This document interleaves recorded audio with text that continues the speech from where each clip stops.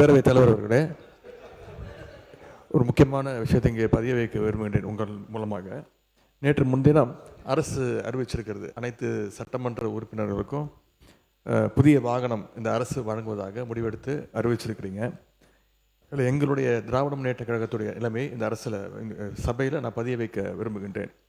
ஏற்கனவே தமிழ்நாடு அரசு கடும் நிதி நெருக்கடியில் இருப்பதாக மாண்புமிகு முதலமைச்சர் அவர்களே கூறி வருவதால் எங்களுடைய கழக தலைவர் மாண்புமிகு முன்னாள் முதலமைச்சர் திரு முத்துவேல் கருணாநிதி ஸ்டாலின் அவர்களின் அறிவுறுத்தலின் பேரில் திராவிட முன்னேற்ற கழகத்தைச் சேர்ந்த 59 சட்டமன்ற உறுப்பினர்கள் இவ்வாகனங்களை பெறுவதில்லை என்று முடிவெடுத்துள்ளோம்.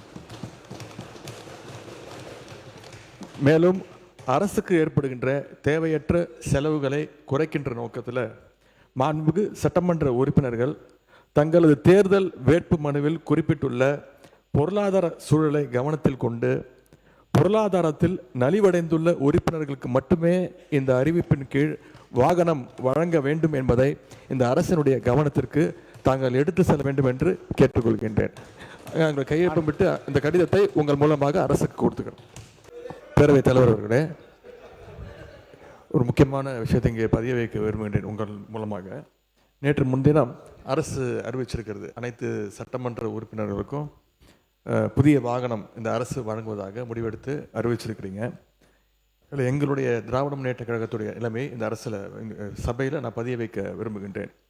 ஏற்கனவே தமிழ்நாடு அரசு கடும் நிதி நெருக்கடியில் இருப்பதாக மாண்புமிகு முதலமைச்சர் அவர்களே கூறி வருவதால் எங்களுடைய கழக தலைவர் மாண்புமிகு முன்னாள் முதலமைச்சர் திரு முத்துவேல் கருணாநிதி ஸ்டாலின் அவர்களின் அறிவுறுத்தலின் பேரில் திராவிட முன்னேற்ற கழகத்தைச் சேர்ந்த 59 சட்டமன்ற உறுப்பினர்கள் இவ்வாகனங்களை பெறுவதில்லை என்று முடிவெடுத்துள்ளோம்.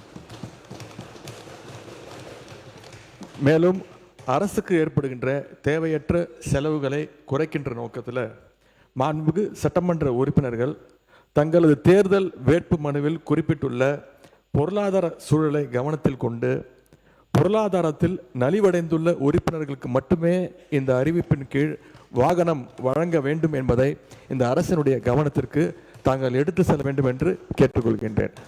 நாங்கள் கையொப்பமிட்டு இந்த கடிதத்தை உங்கள் மூலமாக அரசுக்கு கொடுத்துக்கிறோம்.